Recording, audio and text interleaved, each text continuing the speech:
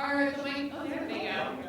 Awesome. Thank you so much. So welcome to session 3 of the Professional Development Seminar Series. Thank you all for coming.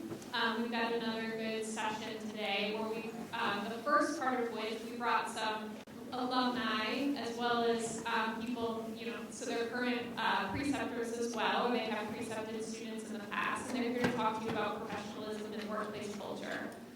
So we're going to go ahead and just get started because we want to allow a lot of time as well as some questions from you all if we have time for that at the end. So first I'm going to have each of the panelists give a brief introduction of themselves, a little bit about their time here at the program, their department, and then what they do now. So I'll go ahead and pass it along. Thank you, Caroline. I'm happy to be here and to talk to you all today. My name is Yolanda Green. I am a 2015 graduate of the University of Public Health program. I concentrate in health management and policy and am now working at Health Share Exchange, which is essentially a health IT organization, nonprofit organization, really focused on improving the way that healthcare is delivered in our region through the aggregation of clinical and non-clinical data.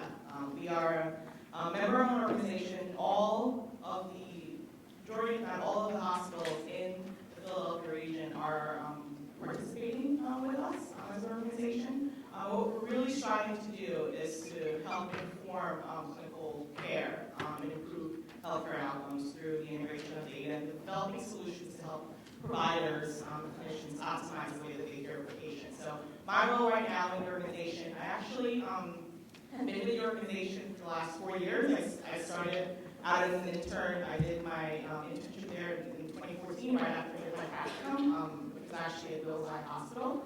And I've been with the organization since the summer of 2014, working as an intern, and then got the opportunity, which I'm extremely grateful for, to stay on as a full-time employee since then. So that transition for me was into the workforce was very easy, a lot easier than some folks might have had it. So for that, I'm very grateful. My initial role worked a lot in implementation of data and the data piece of the organizations. But I've since transitioned into the population health space, which is where I'm really excited about working in, really thinking about how we apply all the information that we've gotten, that we've received, to improving and informing the population and public health initiatives that agencies and organizations within the Philadelphia region are focused on around improving patient outcomes, trying to improve the way that we deliver healthcare, and ultimately reduce the cost. Hi guys, I'm Lindsay Varian. I graduated from Drexel in 2016. I was an epidemiology concentrator. I kind of hopped around a lot while I was at Drexel. I did my practicum with Dr. Udell, and then did my CBUM still called the CBUM, right? I forgot it's the ILE. Ooh, I did my ILE with Dr. Schaefer at the Autism Institute, and then since graduating, I have been working at the Children's Hospital of Philadelphia. I'm a research coordinator in a department called Policy Lab, which is a really cool department that sort of takes all of these different researchers who are doing research related to either hospital level policy, state level policy, federal level policy, city level policy, and sort of puts them all in one place. So most of the research that I work on is under Dr. Ellis Fix. He does a lot of nationwide studies on implementing technology in healthcare. So we do, CHOP is generally like a data coordinating center for these studies. So I do a lot of data management and analysis, and depending on what projects we're working on, it can be setting up studies or writing papers, just depending on what stage our projects are in. Yeah. Hi, my name is Melanie Knowles. I am a 2013 graduate from HFP, and when I was a student, I did both my practicum and my second year master's project at the Center for Hunger Free Communities, which is now where I work. As a student, I worked on a participatory research and advocacy program called Witnesses to Hunger, and then right as I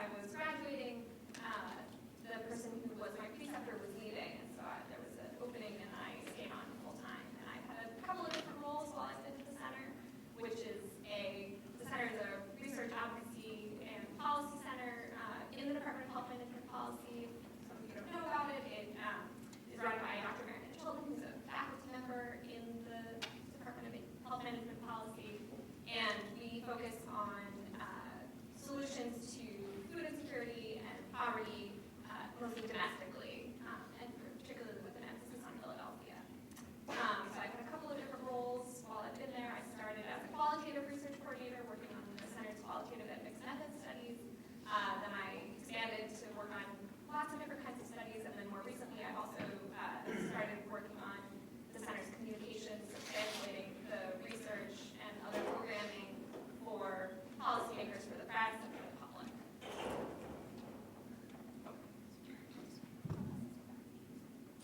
Hello, everyone. Sorry. My name is Amanda Joseph. I am a graduate of the CHIP program 2012, and I probably within 2 months of graduating, I received my first job, which was at Congreso. Congreso de Latinos Unidos is a large nonprofit in North Philadelphia. It's one of the primary Latino-serving nonprofits in the state, and I think top 25 in the country. When I first got there, I was the manager of quality assurance and development, which means I wrote a lot of grants just for the health division. They have 3 divisions. I'll tell you, that will come later. I was just in the health division at first, writing a lot of grants and managing the data for the programs that we had. And then I moved up to be the quality assurance manager and development for the entire agency. So I got to do the education division and the education workforce, and also the family and housing. And then I felt like I was getting a little bit too far away from health. So I went over to the Federally Qualified Health Center, and I was the director for the FQHC for about a year and a half. And in those roles, I precepted probably about 6 or so students from Drexel and maybe like 3 or 4 from LaSalle. So I can tell you about some differences from what you're getting compared to other schools. And also, when I was at the FQHC, it was great, amazing experience. I loved it, but I still felt like I was kind of not in my niche, what I really wanted to do. So I came back to school, and I'm now a second-year doctoral student here at Drexel in the CHIP department. And I'm also a doctoral fellow for the Urban Health Collaborative, which is part of Georgia School of Public Health. And there, I'm currently working on 2 projects, one with Congreso, that I was able to kind of secure and brought with me from Congreso, around violence and creating a violence profile, including resources and assets for community members and grassroots organizations to address it on the grassroots level. And then I'm also working on a project that's still in its infancy with St. Chris. Sorry, I'm like confusing the two. Which is the Center for the Urban Child. They are looking to identify high-risk families before they get involved with DHS. That's it. Great, thank you. Good morning, everyone, and thank you to our panelists for sharing more about your backgrounds. Our first question is, what are the unwritten expectations that you've encountered while within the professional settings?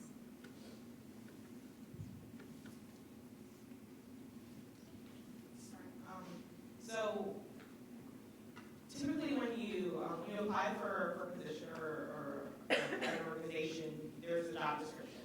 And that job description essentially sort of outlines all of your responsibilities and roles. And so it sort of gives you an expectation as to what you will be doing there.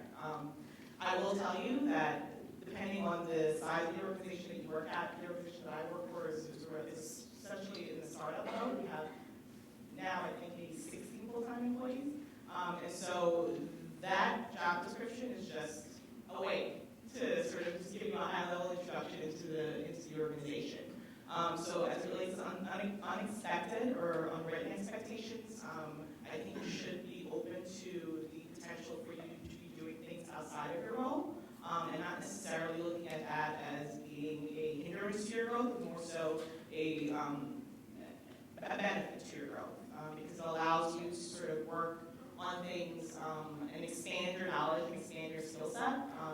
You will be challenged with that in mind. You will be challenged, just given the fact that you come in with a very myopic view and very focused expectation that you might be thrown off a little bit. But I encourage you to be open to doing things that you may not necessarily have thought you would need to do in those roles. So in my space, as I said, a very small organization, and in the 4 years that I've been there, have been involved in many different things.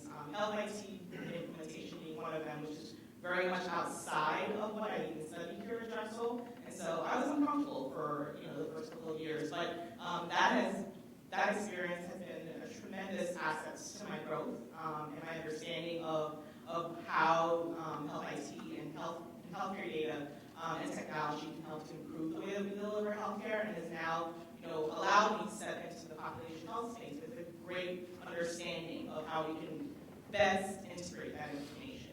And so, although it wasn't necessarily what I thought I was doing, the internship that I signed up for at HealthShare was to work with FQHCs actually on implementing their EHR system. I will tell you, I did none of that when I was there. It was a lot of research and helping the organization to develop the program. But needless to say, I thought in general it was a really great experience. So I encourage you, even though the job description may say one thing, come in with the expectation to be open to the possibility of doing things outside of what that role denotes. I would just add,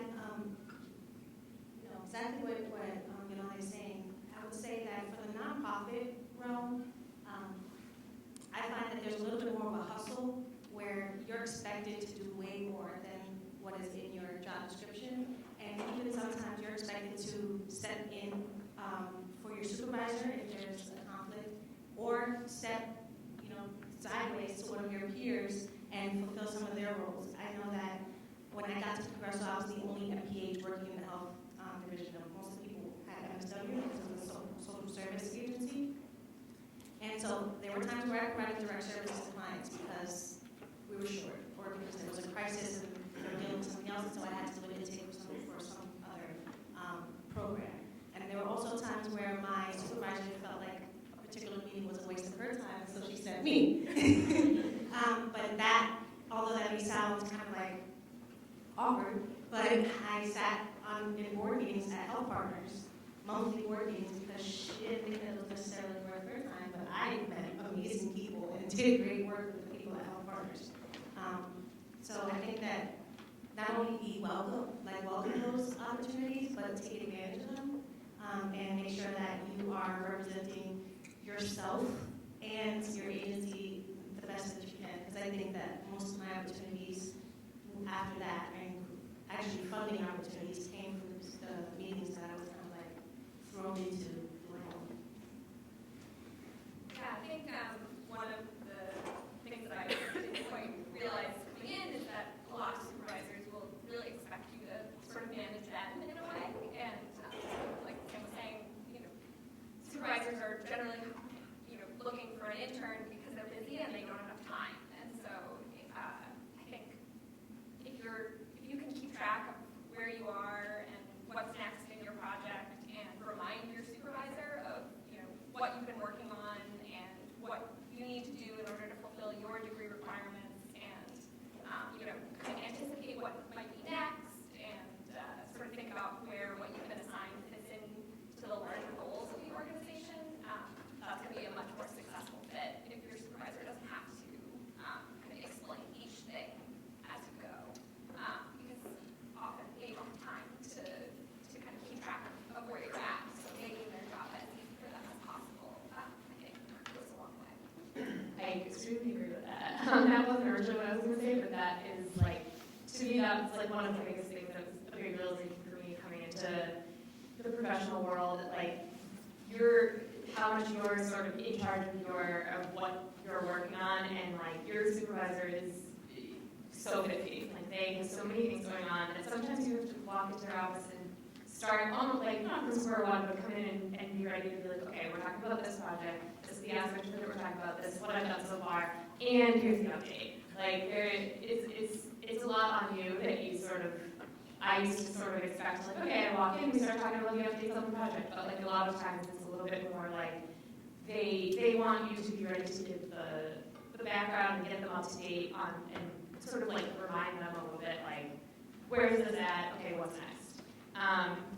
What I was going to say previously was what Yolanda and Samantha was saying kind of made me think about how my experience at CHOP has been almost the opposite of what you guys are saying, and I think it has to do with the type of organization and the size of the organization. So CHOP is obviously huge, and what I found is like you're I guess when you're coming into like a large organization, like it's quite possible that your job description really does mean something. Like it is your job description. Like my PI is like extremely busy, gets a lot of grants, like his research is like a well-oiled machine, and he really needs someone to like be a research coordinator. And there's not necessarily a ton of room for me to be like expanding into different roles, and so I think that's probably more common in large organizations. So maybe the takeaway is like think about what kind of organization you're applying to, think of what kind of experience you want. And yeah, and I found that like at CHOP, what's been really valuable for me is like I have to really take initiative if I want to do things that are sort of outside my general job description. So I have to think about who do I want to meet with, who might be able to like be a good contact for me in the future and things like that. So I guess, yeah, maybe like a smaller nonprofit or a startup is more a place where you might get to like expand into different roles, but at a bigger organization, you might be doing what it says on the description, and that can be totally great and fine too. Thank you. So describe for us some of the expectations you believe supervisors have of their employees or interns, and how students who are going into their depth experience, their practicum, how they can establish those things. So I would say if it's an organization that has been a preceptor, so like there's two routes you can take. You can take some of the stable organizations that like you know that they've precepted MPH students before, and they have a program or a project that they've been able to articulate clearly, and Caroline has approved it, and it's all good to go.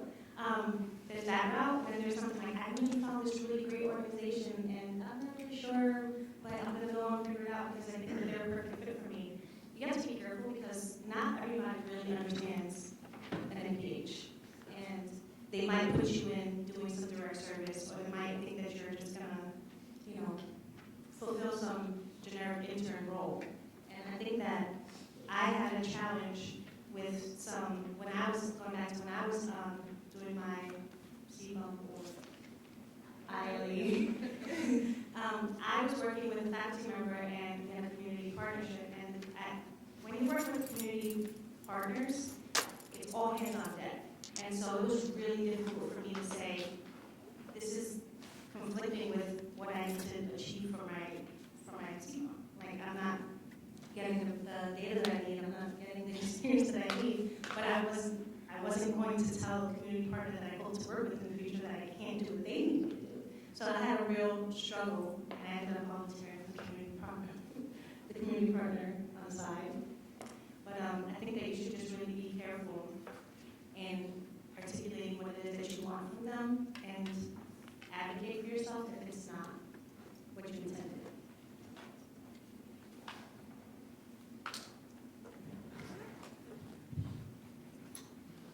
I think, expanding on that, Samantha, you hit on a really great point. The route that I took with my organization, HSACs, they didn't already have an established relationship with Drexel, so I essentially stumbled upon it by looking at attachments. So just a little bit of a note. Typically in the professional world, folks don't like to read attachments, but I encourage you here, now that you have the time, open attachments. Because if I didn't open that attachment, I would not have ended up at Health Share Exchange. And for that, that's like one of my key takeaways that I would have for you guys for a piece of advice. And so I essentially had to go through that route of basically, crafting my experience there and making sure that my preceptor at the time understood what my requirements and expectations were as part of the program. And so I think Samantha hit on a really great point. When you're selecting or choosing to do your either practical experience or your CBUM, do keep in mind that depending on whether you go with an organization that already has an established relationship, that the experience might be different if you go to a non-traditional organization. And that's fine, but you have to own that, and you have to make sure that you're all going into the situation knowing that. I think some of the expectations that supervisors have of either interns or employers, or especially interns, is that you to what Samantha was talking about, you basically manage them. Like you're stepping into their role. You're basically a shadow of them. And so whether or not that's unwritten or if you establish that in at the forefront, which I would suggest that you do, just be very blunt with them and say, this is the experience that I would like to have, making sure that it aligns with the expectation of your program. But if you are looking to do things that are either outside of your job description or outside of your experience, articulating that to your preceptor at the onset, so that expectations are laid out and everybody's on the same page, because that will certainly affect the experience that you have. So being upfront with them is extremely important. And so, just basically being proactive in your interactions with them, doing as much as you can, even though sometimes you might hear your hands slapped here and there, but again, setting expectations is important. So some supervisors are very possessive of what they do, and they may not necessarily want you to be as involved. And so making sure that you recognize where that might be. But others are very open. In Santa's case, like sitting on this meeting, the mine was the same. He was like, I don't have time for this. So you go sit, but I benefited from those experiences. And so, just being very proactive in those conversations and setting those expectations way in advance. Another piece of advice that I have is just from my experience, your supervisors are looking for you to sort of, again, think outside the box, and going along the lines of being proactive, anticipating, what the next step is. If it means that you're supporting a particular supervisor, either on a workshop or you're helping them to coordinate an event, going above and beyond where necessary to help that event be a success, and to help the supervisor, get things done that they may not have the time to. Again, it's setting expectations early, making sure you're not stepping on toes, but I think for you, as a professional, as someone who's looking to have a professional experience, taking that initiative is very important, and it's going to benefit you in the long run. Regardless. Yeah, so one of the things that I expect from students who work with me is sort of setting up regular times of communication. So I know this is different, not every supervisor has time for this, but I think it's really important for students to have at least 30 minutes, probably every 2 weeks or monthly if you can't get that, to check in on the status of various projects at a time when you're not interrupting other work, where the time is yours and you can ask all of the questions that you need and you can save all of your questions that you've had for the last 2 weeks and bring them in a kind of organized format when you don't feel like you're bothering your supervisor. And I think it's really important for students to bring the agenda to that meeting and to set what it is and then send it in advance and say, here's what I'd like to talk about. Do you have anything that you'd like to add? Another way that I think it's important for students to have regular communication is, especially if, I know students are often working around a class schedule, and so they're in, 3 hours one morning, 6 hours another day. And so if it's these kinds of odd hours that may not overlap necessarily with when your supervisor is available, having some kind of regular sign out at the end of each shift. And I think this is a preference too, not all supervisors are going to want this, but I typically prefer sort of like, here's where I'm at, here's what is still needing to be done, here's what might need to be done before the next time that I'm in, so that you can coordinate people who are only in part-time. And I think just an email is generally enough for that if you can't catch them in person. Yeah, I would agree with some of those points. I was thinking, so I've been a preceptor for a nursing student, but I had like a practicum type student from Penn, and CHOP has a summer research program that we've had a couple students from. And I think sometimes it can feel on the student end, I haven't been a student in the practicum and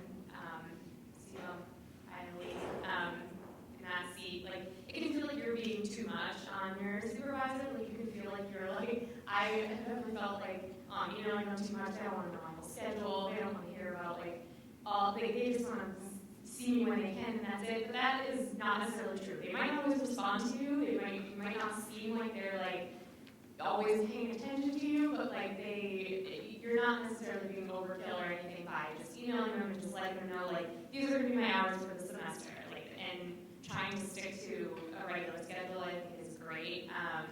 And yeah, I think just like not feeling like you're bothering them or being too much by trying to like maybe set a regular meeting time with them. Yeah. I just want to add one thing. I expect students to have good organizational skills and good people skills. I don't want to feel nervous if I put you in a place that someone may, you may feel like you're not being sensitive to someone's culture, or you're not being kind of like, respectful of the culture of the organization that we're working with. I feel like there are certain things that I've definitely had a student who just couldn't facilitate in an effective way.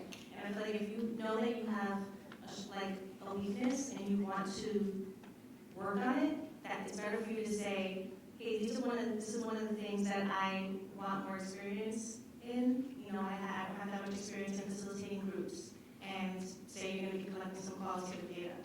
And so you should tell your preceptor, I've never done this before. Can we do it together the first time, or can you partner me with somebody? Because if you jump into it and you jeopardize the name of your preceptor or the program, it's really hard to come back from that. So kind of don't have so much pride that you don't ask for help or say that I've never done this before somebody puts you in a position that they're expecting you to excel. A lot of your responses to this last question sort of touched on communication in general. Can you describe what it means to either give or receive feedback in a professional manner?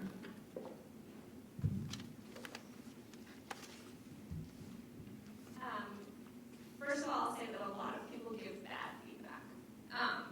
And so what I think good feedback is that it's specific and that it's constructive. So it's not just, I like this, I don't like this. It's, here's what you should either continue doing, because I think positive feedback is important too, and not just great job, but like, here's what you did that I think is really great, please keep doing that. Or, more kind of critical feedback, that's, here's what I, think was a problem, and here's what you should do next time. So, thinking about, what, if a person is going to do this another time, what should they do differently? And I think sometimes feedback when there is no other time is not always helpful because it's kind of too late. In terms of receiving feedback, I think, listening more than you talk and asking questions if you aren't sure. So I think, repeating back what you've heard is really good. So, so what I hear you're saying is X, so that you can be really clear that you're understanding the feedback correctly. And then if you're not getting feedback that's constructive, feel free to ask questions until you get feedback that is useful to you. And I think once I got feedback that said, can you just jazz this up a little bit? I really didn't know what that meant.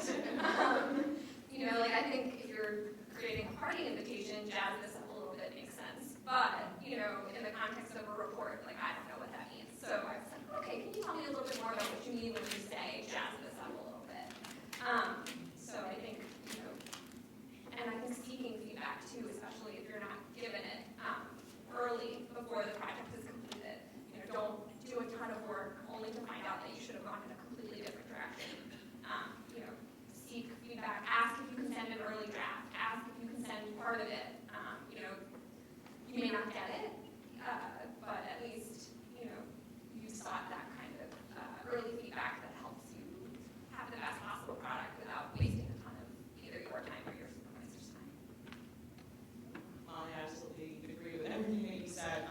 One of the things that I do with any student that I precept is positive reinforcement constantly, because I think we're all at this age, and even where I am now, we're all still growing. As Molly mentioned, there are folks that don't know how to give very good feedback, but for me, that's something that's really important. And I think if you're ever in a situation where you felt like the feedback wasn't necessarily constructive, having the confidence to speak up in the most diplomatic and respectful way, to let whomever know that maybe that wasn't constructive enough. Can you be more specific? Can you really find and of it. Absolutely agree with that. I also think in your experience, you might also find yourself giving folks feedback.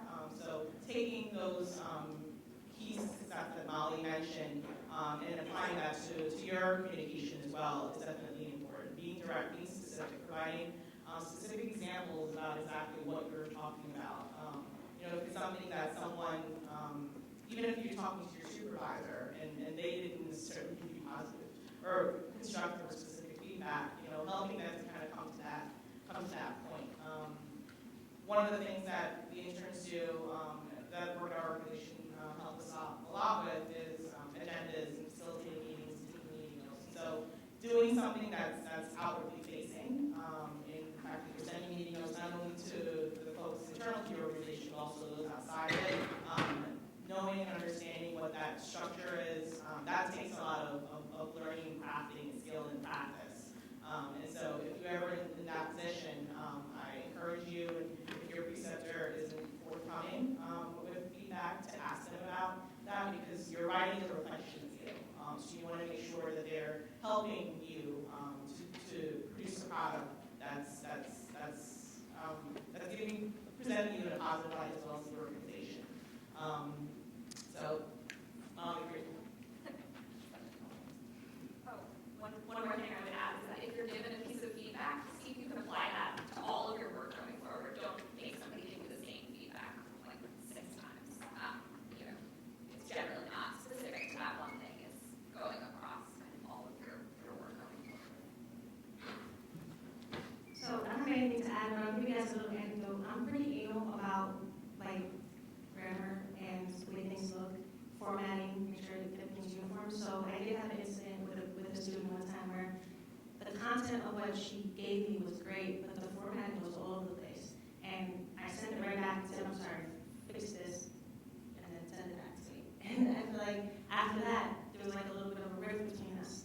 And it probably was my fault that I didn't warn her ahead of time.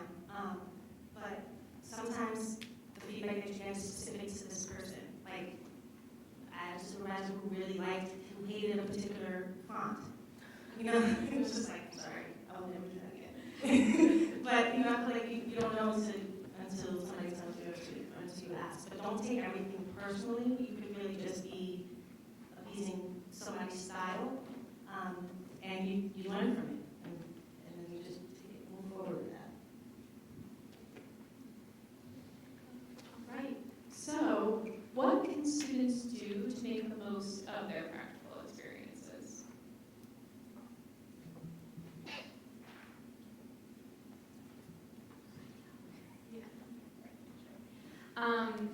So I think one thing that I have grown into over time is taking, we could talk a lot about taking initiative in different ways, but especially at Child being such a big institution, there's always something going on. There's always some talk to go to, some presentation to go to, and this actually touches on something you said too.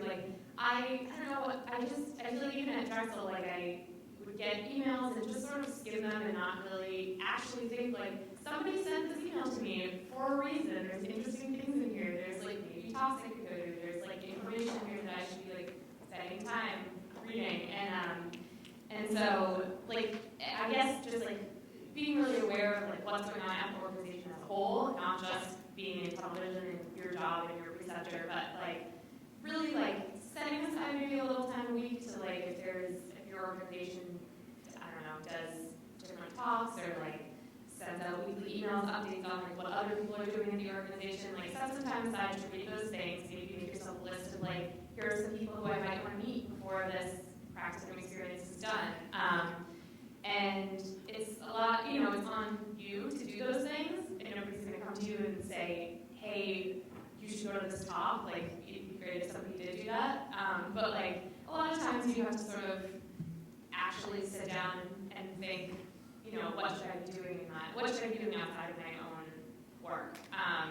So yeah, that's just a little, I don't know, sort of extra thing to always keep in the back of your mind. And there could be times when you have downtime and you're maybe you don't have as much work to do as you think you should.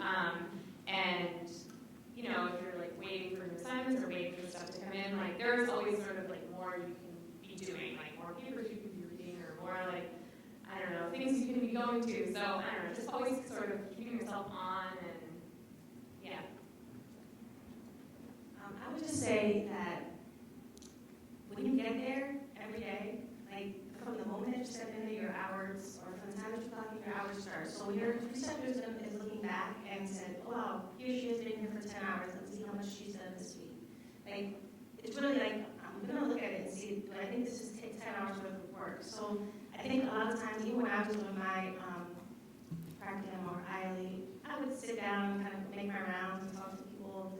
Hi, what's going on today? And maybe figure out computer situation, which was always an issue, for like, for like 20 minutes. And I realized I was wasting a lot of time.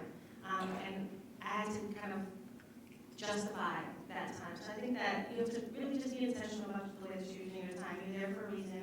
And if this is an organization that you want to work for at some point, like, this is like an extended job interview. So if at any time your preceptor feels like you're wasting your own time or her time, that's just going to be negative on you, moving forward. So just be really intentional about that. And I would also say, I don't know if you guys learned logic models already, but the project that I was assigned, I created a logic model for it, and the people that was on the team had never really worked with logic models, and then I became like the logic model person. And I pretty much did it for every grant going out while I was there, even though it wasn't that wasn't part of my project. So you have to balance, like, sure, I wanted to become I liked being logic model queen. So I took advantage of that, and like I got to meet everybody in the agency who was going for any grant, and I got to really learn about programs in and out. And I feel really comfortable with that, and that was a really great professional experience for me. But it did take away from my project and my goal. It was just like a balance that I had to work on. I think one of the great things that can come out of a practical experience is something that the student sort of owns in a way, something like a project that you see from start to finish. And I think sometimes, depending on the organization, depending on the supervisor, you might be helping on a lot of different things, but it can be really useful to have something that you've done research on before it even started and saw all the way to completion, or at least as many parts of that process as possible, because that's something outside of your schoolwork that you can point to when you're on a job interview, and explain, how you saw something through to completion.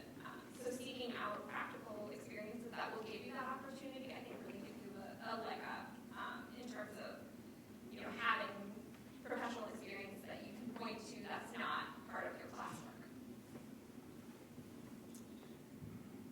My key to making the most out of your practical experience, your internship experience, is to ask a lot of questions. And regardless of whether you think it's an obvious question or if you think it's a question that folks might look at you sideways, it's not about them. It's about your experience. And so if there's something that's being discussed that you don't understand or you need more clarification on, ask. Because I assure you that there are other people in the room that are thinking the exact same thing. And so, not only are you contributing to your own growth and your own knowledge, but you're also helping others in the organization to learn as well. And you never know, that question might spark, folks to kind of go in a different direction than what they were initially thinking, depending on the topic that was discussed. One of the things that I enjoyed about, and cherished about working in healthcare as an intern, and we we continue to encourage that in any of the interns that are interning with us, is to ask a lot of questions. I really had the opportunity to be involved in a lot of the initial sort of like brainstorming and strategic planning for the organization. It was at a time where the organization itself was growing, so my questions at the time didn't quote unquote seem naive. Now there are folks in the organization that might think otherwise, but regardless of that, my advice to all of our interns is to ask the question, because you never know what you can learn or what other conversation you can spark from it.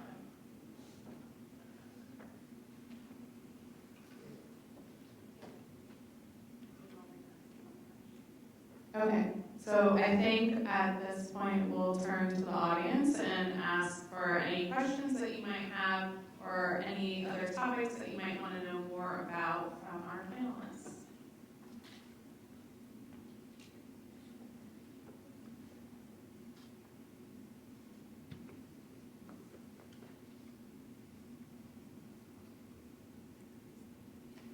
You want to know anything from a preceptor point of view? Yeah.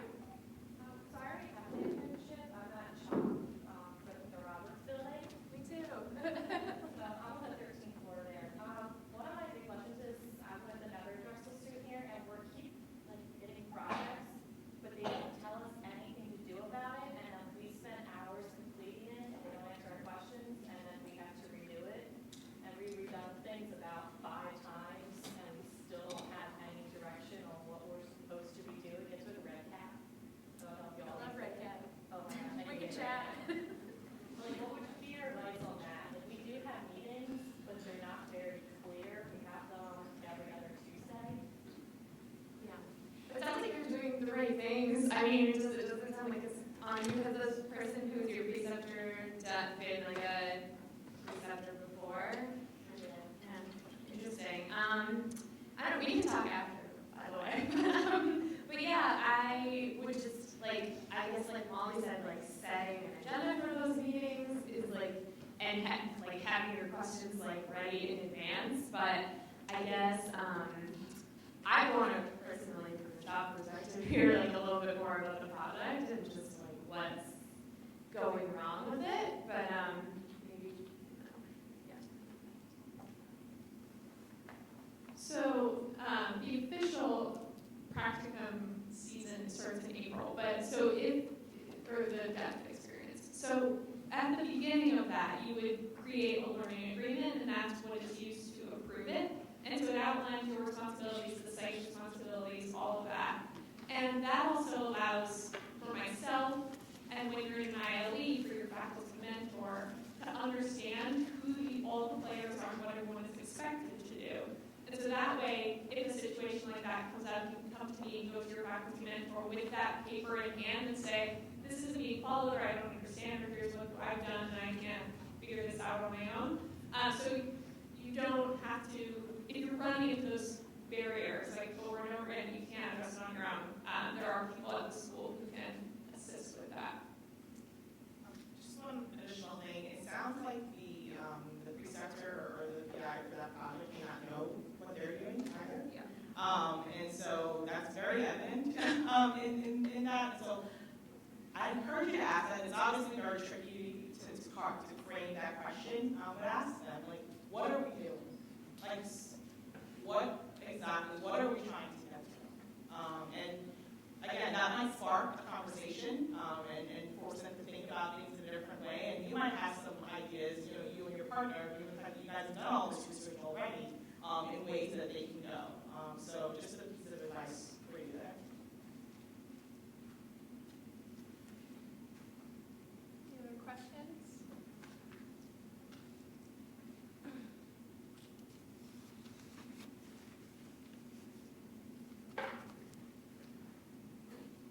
All right, well, if there are no other questions, then please join me in thanking our panelists for coming out today.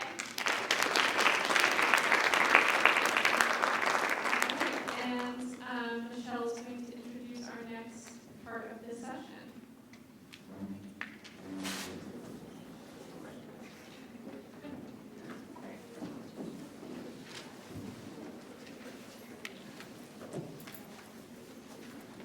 All right.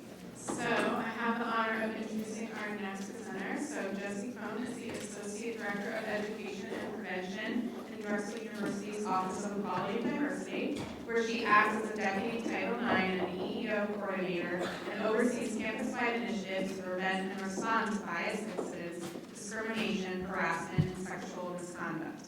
Prior to her time at Drexel, Jessie worked in the civil rights advocacy, most notably to advance the rights of individuals affected by sexual and relationship violence. Jessie is a graduate of Harvard College, the University of Pennsylvania Graduate School of Education, and the University of Pennsylvania Law School. Please give a warm welcome to Jessie.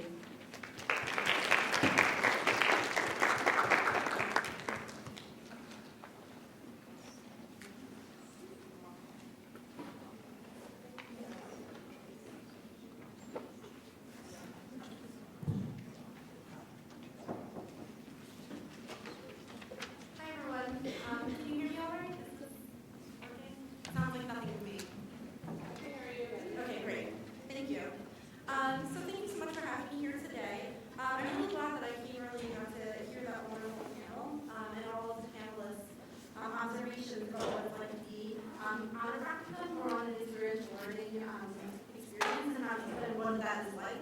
A lot of what they said are things that actually really directly dovetail with what I want to talk about today. My field, what I'm going to talk to you about today, is responding to discrimination, harassment, and misconduct at work, which I think a lot of the things that they talked about, lack of boundaries, lack of communication, informal work structures, things that sometimes can lead to discrimination and allow it to proliferate. And then also ways to respond to that discrimination, including some of the skills that the panel has laid out already about being direct, seeking assistance when you need it. So I don't actually think that the two panels are as substantially different as they might seem off the cuff.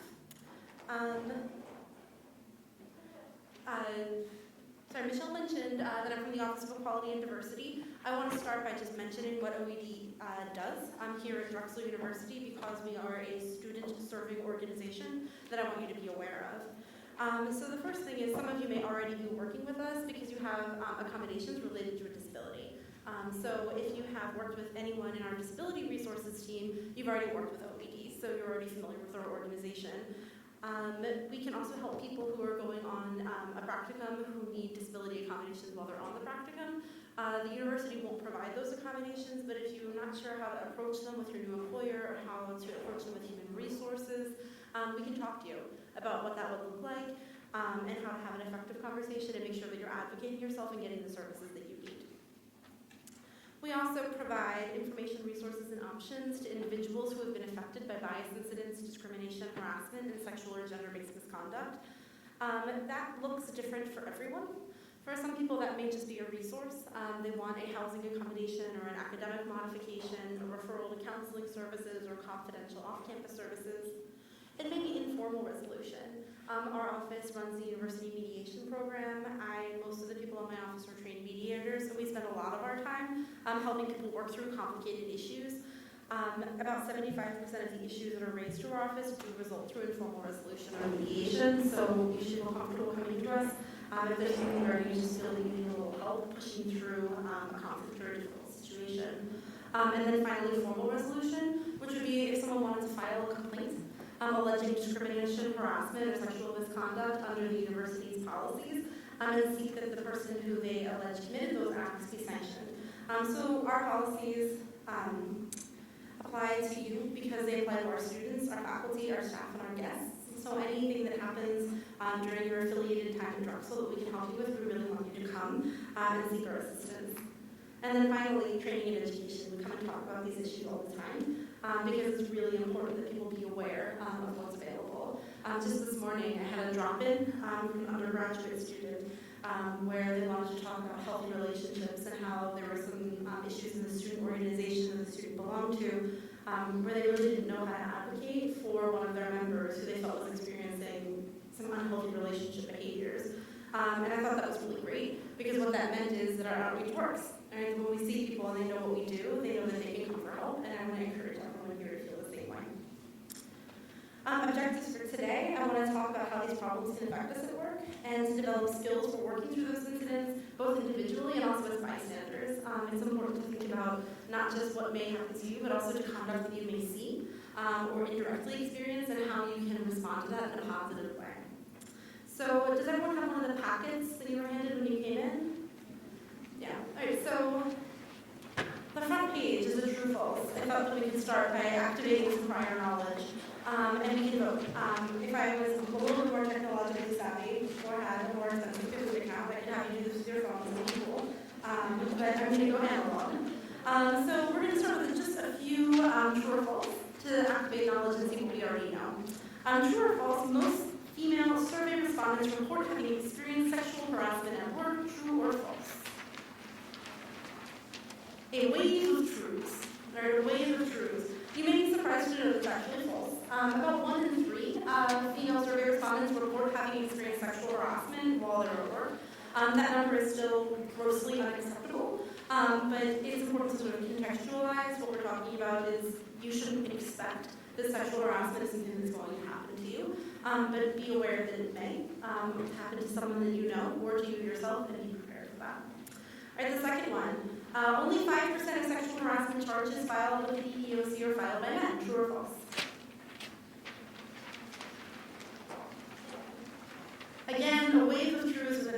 array of falses that I see over here.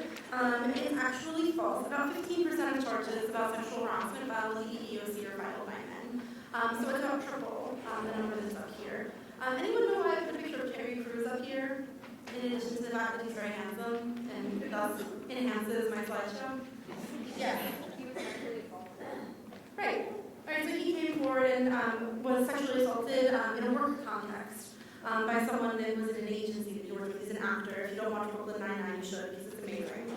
And one of the reasons that I thought it was really important that somebody like Terry Crews come forward and talk about harassment that he experienced and assault that he experienced is because we sometimes have this perception that harassment only happens to women, or that it doesn't happen to people who look like they can be really strong and take care of themselves. Right, Terry Crews is probably the physical epitome of somebody who looks like he can take care of himself. He's very masculine, he's very strong, and he's still somebody that experienced that kind of behavior that made him feel uncomfortable and unsafe. So it's important to think about sexual harassment not just in very limited terms that may be stratified by gender or race or body size or sexual orientation, but it's something that can happen to anybody. True or false? Most people of color report having felt that they were treated unfairly at work. Again, a wave of truths, and this time you're right. One particularly disheartening survey, I'll have sites for all of these if you want them, I can email them after. In one survey, 26% of African American respondents and 15% of Latinos reported that they experienced unfair treatment at work due to race within the last 30 days. So not just ever in your life cycle or ever in your time in your current position, but within the last 30 days. So this is something to keep in mind that in the current wave, we're talking a lot about workplace harassment, and a lot of the harassment that we're talking about is sexual harassment, but workplace harassment on the basis of race, ethnicity, national origin, and color are extremely pervasive as well, and they're important to look out for both individually and as allies and bystanders. And then finally, I think this is my last one, true or false? In the United States, it's unlawful to terminate an employee for no other reason than being gay.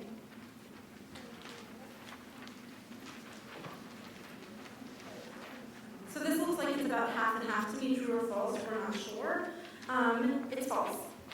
In most states, or many states, have no protections for LGBTQ workers. You can see on the map that popped up, the blue states, the ones that are marked in blue as opposed to the gray, are states that particularly have protections for LGBTQ workers. 21% of LGBT survey respondents report having experienced workplace harassment.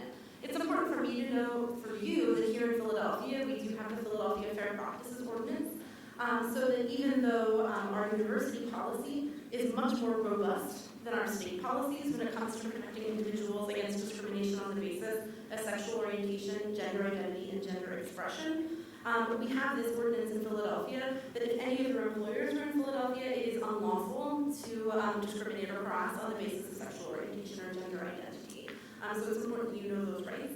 And as you look at your practicums, if you look at the experiences you're going for, or jobs after you graduate, if this is something that is particularly salient for you, to know the civil rights you may be entitled to in the place where you're moving is a really important thing to think about.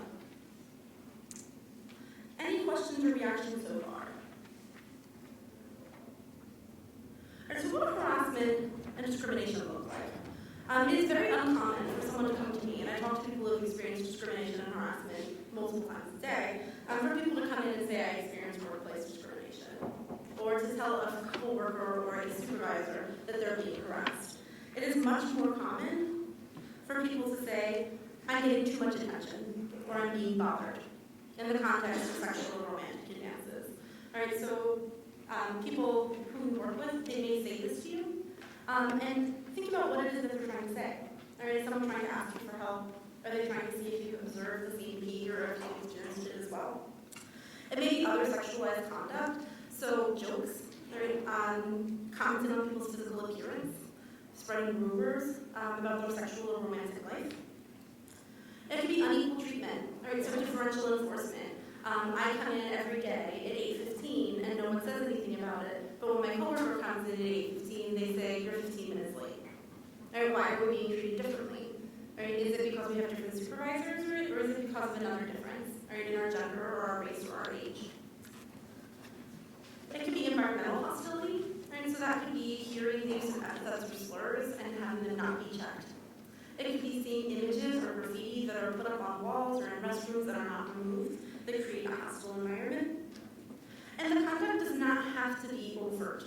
Right? So for something to count, I get a lot of this from people, does it count? I'm not sure if it counts, I'm not sure if it was bad enough to tell someone or to ask for help. It may be very subtle conduct. Of course, a subtle conduct that can leave you feeling self-doubting or unsure of what it is that you experienced and the significance of that. So someone may not say outwardly that they are discriminating against you on the basis of national origin, but they may make comments about your accent. All right, and they may say things like, you speak really good English. Well, yes I do. I go to a top university in the United States of America. It might be stereotyping. All right, I have 2 interns in my practicum, and one is male and one is female, and the female is always asked to make the coffee or take the notes. All right, is that because you perceive females as being in secretarial positions? Or the male, we get this sometimes in our office as well, is asked to carry things or lift things or move things, because of course that's what men do. All right, they're basically just walking muscles who are ready to help damsels in distress in the office, please. So stereotyping, and then also misgendering. All right, so this might be something that's particularly relevant for our transgender, gender non-binary, gender fluid, gender queer, gender non-conforming colleagues, where they may be misgendered, someone refusing to use a preferred name, someone refusing to use the correct pronouns, and that can be played off as innocent, but when someone is aware and has been reminded and they persist in that conduct, it can be stigmatizing, it can be a form of discrimination. When we talk about subtle discrimination, oftentimes what we're talking about is implicit bias. I know that I'm talking to a group of burgeoning health professionals, and the ideas of implicit bias are something that is probably not new to you, but it's an important thing to think about, because it's something you may be experiencing, and again, something that you may be seeing other people experience.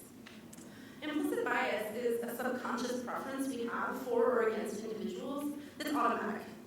And it's triggered by these rapid associations that we have based on these stereotypes that we hold. And those stereotypes may be things that we know we hold. They may be stereotypes that we vociferously deny that we hold. One of the cartoons I have up here, it says, "I'm afraid you didn't get the job, I didn't think you would fit in here." I picked this to talk about implicit bias because a lot of the time when we talk about things like someone being a good fit or someone being a good teammate or a team player, a lot of the time what we're saying is, this person is like me.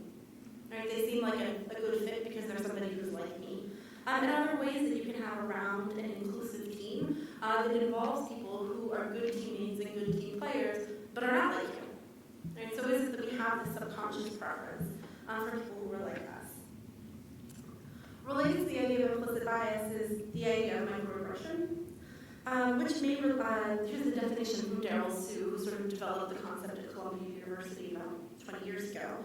And the idea of microaggression, the everyday slights and indignities, put downs and insults that people of color, women, LGBT populations, and other marginalized people experience in day-to-day interactions. Right? So these are these tiny things that happen that may not be overt discrimination, but can still make a person feel unwelcome or not included. It's important to note that although Professor Sue included a few examples of marginalized populations, marginalization is an ever-shifting thing. It may be that I have some sort of societal power, and then that has changed based on where I am through my education or my work. Perhaps I'm the only man in my workplace, or the only person of my color, or I'm someone who's older, and that is not seen as a benefit because my workplace, has stereotypes about older workers. Right? So it doesn't necessarily mean that this kind of harm is something that can't be experienced by pretty much anyone in shifting situations. So I wanted to think about a few. So some verbal cues. Right? So implicit bias, it might be something that people signal to you through their verbal cues. Here's one, and you'll see on page 3 of your packet. I wrote these out, so if you want to think about them later or reflect on them, or take notes, that's a fine thing as well. Wow, you're really good at this. How on earth could that be derogatory? It is a compliment.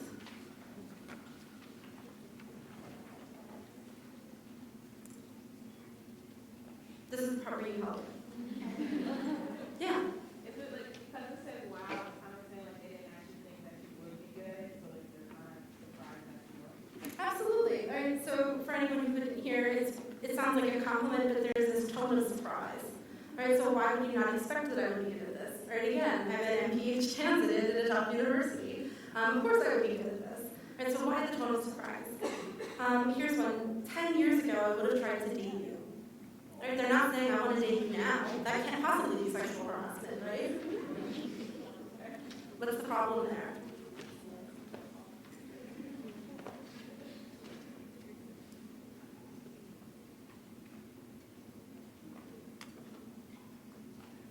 I used to teach high school, I can wait all day.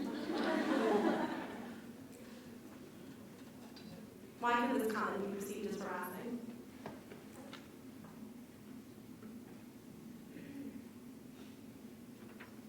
Yeah. It's like they're seeing you in a romantic way, and then it's also ageist as well. It's just gross. It is in fact gross.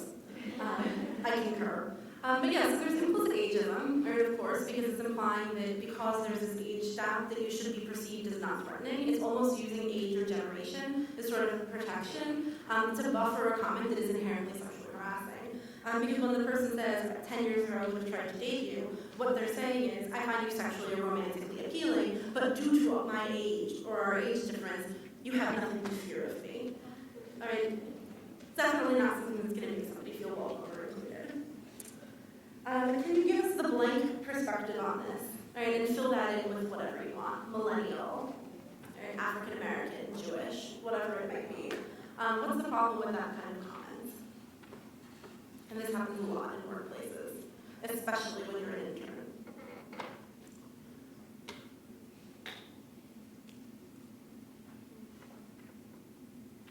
Yeah. I feel like generalizes like an experience until like one thing and then assumes that because you like are that race or like identifies something that you automatically have that experience or like and then that experience is really general. Right, so it generalizes an experience and assumes that you had the same experience as everybody else who is like you because you have the same, one factor of an identity. Like, you want to know the women's experience on this? I'll check at the next meeting and let you know what we've decided. It's not the kind of thing where everyone has a uniform experience, where everybody's life is the same. And to do that, it stigmatizes and makes people act not just as themselves as individuals, but as representatives of others. We can also have nonverbal cues, right? So your eyes sliding to someone who belongs to the group that's the subject of discussion. This is an important thing about body language, right? And the body language that we use to make sure that we're making sure that everybody feels that they're included, but not that they're feeling targeted. It sounds strange. Sometimes for this example, people give me pushback and they say, aren't people too sensitive? All right, you're upset because someone looked at you. I don't think that it's too sensitive, and it's also important for us to recognize the power that we hold in situations where we may be in a dominant role, because people are acutely aware of you. Right? So sometimes I'll work with faculty and they say, I don't even think about who I look at. That may be so, but every student in your classroom knows exactly who you're looking at, right? Because they're paying very, very close attention to your body language and what it is that you're communicating. Not having a formal system for allocating time in meetings, assessing performance, or setting expectations. So that was of the panelists. I think all 4 of them commented on this being a common workplace experience for them. How is it possible that something that is so common, right, that may just be, we don't have enough hands on deck, or I've never supervised a practicum before, I've served as a preceptor before, how could it be that that could be something that could lead to an implication of discrimination or harassment? How could that happen? In regards to assessing performance, you can, by you not assessing my performance, I'm not working time or energy or your content. Absolutely, right? If you don't take time to develop me, to assess my performance, to work with me, then you're sending me a message that I don't matter. What are some other ways that this could lead to concerns about discrimination? Yeah. I guess if you said for like assessing performance, not having a formal system, then your supervisor could just like assess performance based on like who they like and on what you said about like fitting in, being like them. So if you're like different from your supervisor, you're like your peer is like more similar, you could be like, I guess Right, so if there's not any sort of criteria, if there's not a matrix, if it's not known to you how you're being assessed or what you're being assessed on, if your assessment isn't doesn't match your self-assessment, if you think that you're doing better or you think you're doing worse, and you don't have any reason to understand why the feedback you're getting is the feedback you're getting, then it leaves that implication of, is it possible that this is motivated by discriminatory intent? Right? So making sure you're very clear about your expectations is a really important thing, and it's something that you should expect of your positions as well. That's not something that everybody's going to have, right? As our panelists made abundantly clear, it may be that you find yourself in a position of coaching someone, but asking questions that are specific. I think it was Lindsay who said always asking for feedback that is specific, that is measurable, that is constructive. All right, that is something that you're entitled to and that you deserve. And it will help you to grow in your position and also know that your position is one where you're valued and treated fairly. And then finally, the last one, setting dates for activities on religious or cultural observances. This is another thing that can oftentimes be a nonverbal cue telling people, I'm not aware of your cultural heritage, or I'm not aware that this is something that matters to you, and you don't belong. Environmental cues, I'm going to pick a little on the portrait gallery because I actually think they do a great job here at Drexel. I was thinking about lack of diversity in individuals featured in portraiture as a general principle. I went to the colleges that I went to were very old, and we had a lot of portraiture. It was maybe 200, 300 years old. I will give you one guess as to what demographic was most heavily featured. And I thought, I wonder what that's like at Drexel. And I Googled Drexel Portrait Gallery, and this is the image that came up. And I spoke to someone at the Portrait Gallery, and I think they do such a great job. They're aware that the portraiture here doesn't always reflect a diverse participation at the university, and it's something that they confront directly, that they talk about the meaning of that and why it's important. So I think that it's a wonderful example of making sure that you're aware of your surroundings, being dynamic and being explanatory. So it's one of those things that I think that they've done a really nice job of, and that we should be mindful of and thoughtful about too. Your environment is not just what's on the wall, it's not just what the furniture looks like. What signal is sent by offices with closed doors versus open doors?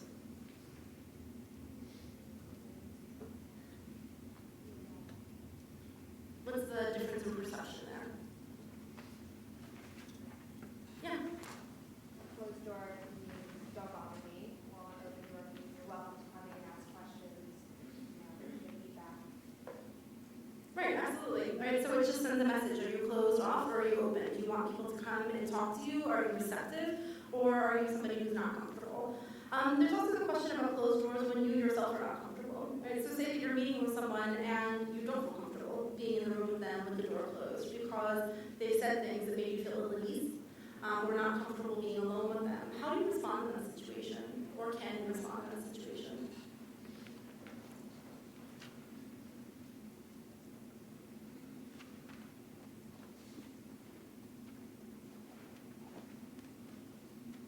What would you do? Yeah. Oh, were you just scratching your forehead? I guess so. But what do you do in that situation where you're in the room, you're not comfortable, or someone tells you this has happened to them at their workplace, and they're not feeling comfortable in the closed room? Yeah. I mean, I would just make a point to keep the door open or have other people come into meetings with you if that would make you feel more comfortable, or maybe suggest to meet outside of that area, maybe in the public area. You've given great suggestions, right? So the first is if you feel uncomfortable being alone with someone for whatever reason, the first is examine why that's happening, and if they've actually done something that is overt, maybe you consider talking to somebody about that. The other is offer alternative places. You know, I've really been dying for a cup of coffee today. Would you mind if we had this meeting at Saxby's? The other is just open the door yourself. I prefer if we keep this cracked. You don't have to offer an explanation. It's also modeling that behavior for other people. When I bring people to my office, I will never shut a door without saying, I'd like to shut the door so we have some privacy. Is that okay with you? I don't usually have people say, no, I'm not comfortable, please leave it open. But if they did, that would be fine by me. And what you're doing is you're sending the signal to them that they get to decide if the meeting, if it's something that you're comfortable doing. And then finally, panels elect diversity is also an important thing to think about when you're participating in those. How does this affect you at work? All right, so like I mentioned earlier, stress and anxiety and self-blame. All right, is this something that's really happening? Am I misperceiving? Am I overreacting? Am I handling this in a way that's normal? All right, so this sort of self-doubt. Although we know, based on those fast facts that we did at the beginning, that harassment at work is extremely common. People who experience it do not feel like it is normal, right? They do not feel like it is average. It feels aberrant, it feels wrong, it can feel jarring. And not knowing how to respond to that can cause a lot of distress for the individual. It makes you feel that you have to work twice as hard to get half as far. Right? If I feel that people aren't giving me the benefit of the doubt, or that they're not assuming that I'm going to be competent based on the way that I look, or my age, or my gender, or my religion, it makes me feel that I have to do more than anybody else in order to get the same consideration. It makes me feel like if I mess up, right, which you will, right, everybody makes mistakes at work, that when they see those mistakes, they don't just think, oh, I made a mistake, they think it must be because of, and then some factor of my identity. Right, so we have our classic XKCD cartoon with the two stick figures. Wow, you suck at math. Put a wig on one of the stick figures and it becomes wow, girls suck at math. Right, so the idea that, like we talked about earlier, you're not just being seen as yourself, but seen as a representative of the group. And that can actually have an effect on your performance. Your ability to be confident, to persevere through things that are challenging. There's plenty of studies that show that workplace performance and productivity plummets in a workforce that is not diverse, that is not inclusive, that is hostile. Same thing in colleges and other classrooms. Test scores go down when people don't feel that they're receiving a fair shake, or that they're not being set up for success. What compounds the problem is when it comes from an authority figure who does nothing to intervene, or who makes you doubt that what you experienced was what you in fact did experience. Disbelief, or being defensive and believing that being well-meaning is somehow an absolution. We know that the intent of a person does not always blunt the impact that their conduct has on you. So if somebody says, you know, I went to a panel one time in Mitchell Auditorium and I learned all about harassment, I would never commit harassing conduct, then we know that that's not always true.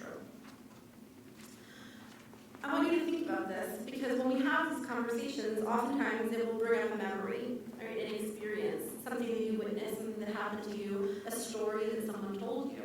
And it can give you a lot to think about and take some time to reflect. In the packet that I created a space for a journal entry for you to think about this and take some time. I think often we fall, and I'll put on Drexel a little bit, into I have 3 internships and 15 classes, and I'm also working 2 side jobs, and I have 4 children, and I commute from Alaska, kind of way of life. And we don't spend a lot of time reflecting on the things that happen to us. So what I want you to do, and you don't have to do it now, but I want to make you, at least make you the empathy promise that you will at some point today, consider a bias incident that you've experienced, something that you witnessed, or something that you were responsible for. Right? So sometimes we don't want to admit when we've done things that we think cause hurt or offense, but that's okay to think about too. To think about the effect that it had on you and the other people who may have been affected, and also under what circumstances, if any, you feel comfortable talking about it. Right? So, for example, I did something bad. Isn't that a Taylor Swift song? I'm trendy. I'm so rarely on point, but I feel that I finally accomplished that.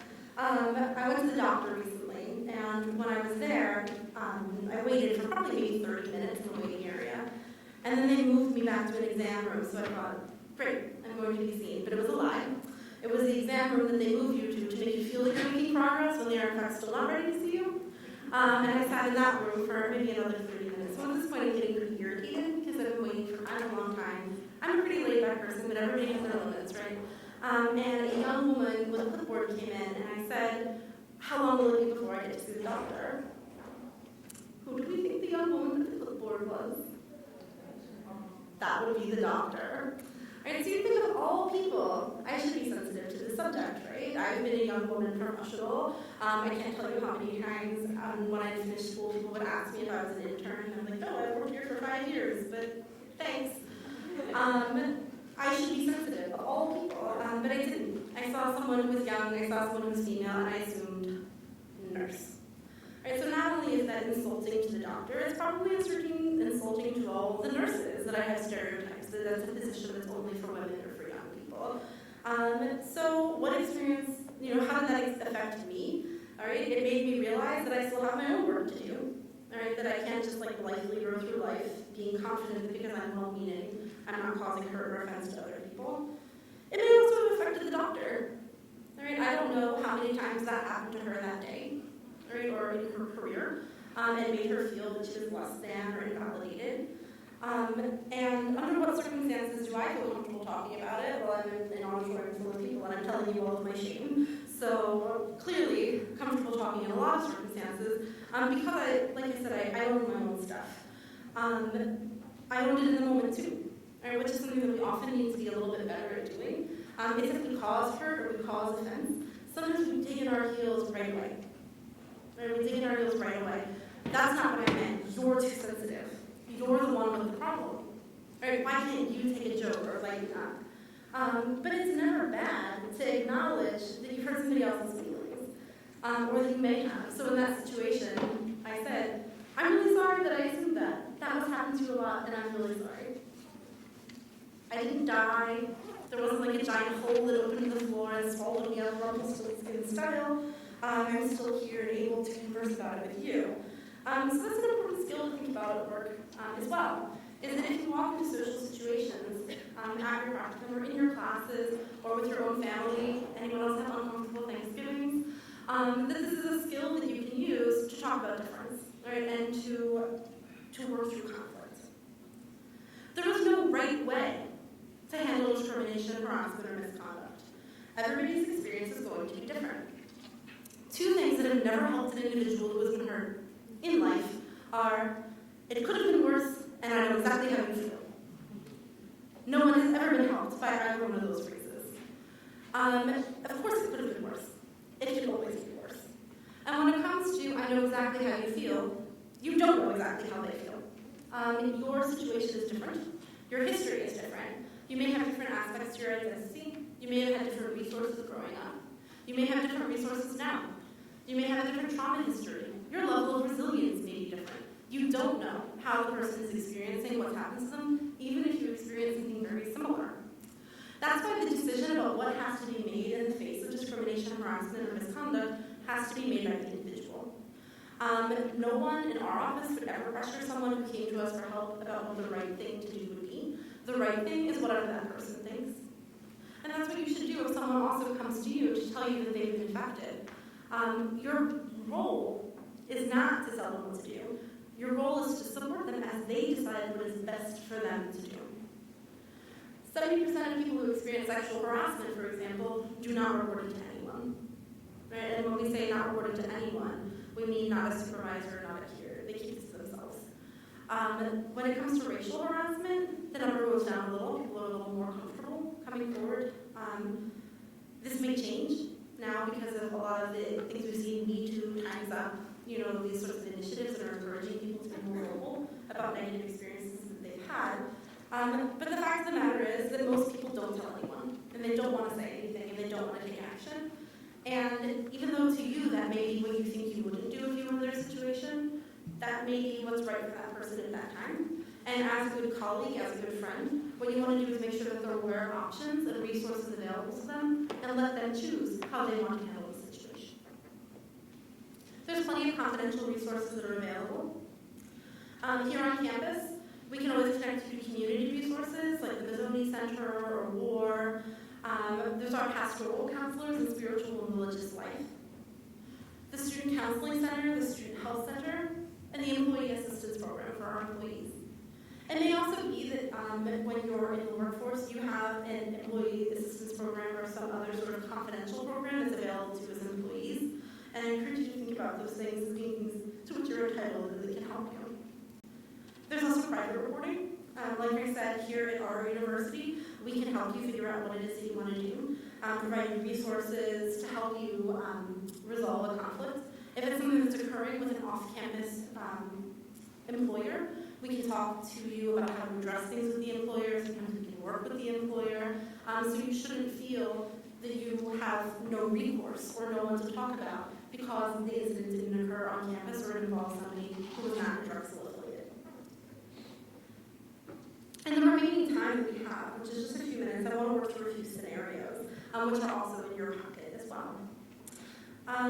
So what I'm going to have you do is let's take 5 minutes, take a partner, or 2 partners, groups of 4, I'm not counting, and I want everybody who is on this side, right, so people who are on the left, wave. I want you to consider scenario 1. And people who are on the right side, I want you to consider scenario 2. Okay? It's 12 o'clock on the dot now, so we'll come back at 12:05, and we'll talk about this. Okay?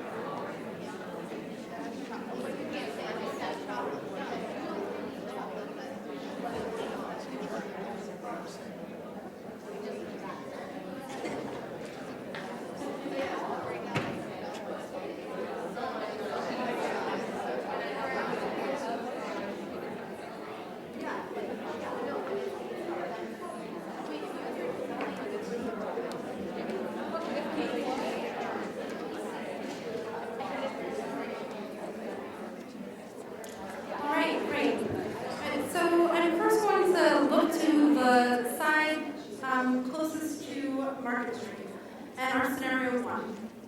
So you're speaking to another student who's been at your same practical experience site for a few months longer than you. They say that for the most part they're happy. Their substantive work is interesting, their colleagues are pleasant, and their unit has good leadership and a sense of purpose. Right? So far this is a big thumbs up. But they say that at team meetings, they have a hard time interjecting and having their voice heard. When they do contribute, others restate what they said and get credit for their ideas. Your colleague doesn't think that they're doing it on purpose, but can't help but suspect that it might be related to the fact that the only one of their, whatever category it may be, that is not otherwise represented. And so people from this side of the auditorium, how would you respond to this disclosure? All right, so this other student has come to you, they've told you this is what is happening. How would you respond to them? Yeah. I said that I would speak to, because most likely you see me maybe the supervisor present. I would speak to the supervisor like I said this, and the other team members took the credit for it, and I would like more support in the team meeting. And then I would also speak to my colleagues like, I said that. Why did you just steal my idea? And if they said, oh, I didn't know this, I would like wait till another meeting. If it happens again, then I'll probably speak up for myself and say, well, this was my idea. I just said it. I came up with it. All right, so the first suggestion we have is for the person who feels very empowered, which is talk to my supervisor and tell them that I've seen that it's happening, and also stand up for myself at the meeting. All right, if somebody takes my idea and rephrases it, to say that is a great idea. Did you hear me say that 3 minutes ago? All right, so this is definitely an option, and it is an option for somebody that feels really empowered and confident. I hope that is every one of you at your workplaces. What about for people who are a little bit less comfortable? What are other options there? Yeah. Obviously you just empathize with the person because you don't know the full context of what's happening until you witness it yourself. And then, after we just circle it back to the person who originally said it, ask them to elaborate on the idea. They've obviously, been working on it before they, said it in the meeting. So Right. just trying to get them back to the spotlight. So these are good bystander behaviors. Right? The first one was empathize with the person. Right? So when someone tells you something's happened that made them feel uncomfortable, recognize that this person is giving you a very big compliment because what they're telling you is, I think you are someone who will understand, and I think that you are somebody who will listen. Right? So that is a big compliment that they've chosen to confide in you. The thing to do also is see what you can do to amplify their voice. Right? So if the person may not be someone who's comfortable saying, I just said that, then you can say, that was a great point. I actually heard Michelle say that a few minutes ago, and I thought that it was a great idea then too. Right? It's not necessarily an aggressive thing to do. It's something that someone who's an intern can do, who may not be at the top of the office ladder yet. It's something everyone can do to just amplify the voices of others.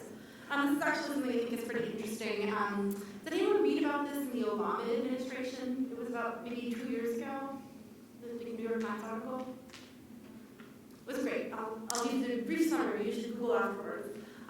When President Obama first took office, there were not very many women working in high-level White House positions, and they oftentimes would have informal meetings where they would say that they felt this was happening, that they were being talked over or interrupted, or that they were having ideas that they weren't getting credit for. And they actually sort of made an agreement that whenever they saw this happening, they would say, that was a great idea. Did you just hear that idea? What a great idea. And just sort of call attention to it and support each other. And the people who were interviewed for this Times article, they said it made them feel more confident advocating for themselves. It made them have better ideas and feel, because they were feeling confident, and improve the quality of their work. And it actually led to sort of a kind of culture change in terms of hiring and promotion in the White House anyway. That after that happened, they actually saw increasing numbers of women in promotion and also hiring. So being that person, not everybody is able to advocate for themselves. That is a wonderful thing to do. But if you see someone who isn't able to, you can also help them by being a supportive bystander. What about scenario 2? All right, so in scenario 2, I know that you're not just getting ready for practical, but you also may have other academic and scholarly experiences. In this case, you're the teaching assistant. You just released grades, and a student approaches you to complain that they believe that your assessment was unfairly critical and does not accurately reflect the quality of their work. They stress several high points of their work while conveniently omitting several low points And then say they believe that you evaluated them unfairly because of their race. Shocked and offended, you exclaim, race has nothing to do with it. I don't even see color. You would have gotten that result if you were green with purple dots. What are some weaknesses in this response? Right, why is this not an effective way to respond to someone telling you that they may feel that you've treated them in a way that is discriminatory? It's defensive. Okay, this is the example of someone who's right away digging in their heels. What else? What are some weaknesses to this response? I don't see color of itself as a real statement. Yeah, right, so the comment for anyone who couldn't hear in the front was, I don't see color as in itself a racist statement. Right, so the idea of commitment to colorblindness, I don't see color, or what you're saying is, I'm not acknowledging your lived experience. Right, so you can't come to me if you feel you've experienced discrimination because it's not something that I'm aware of, or I've chosen to opt out of this conversation. What about the green with purple polka dots? Anyone know anyone who looks like that?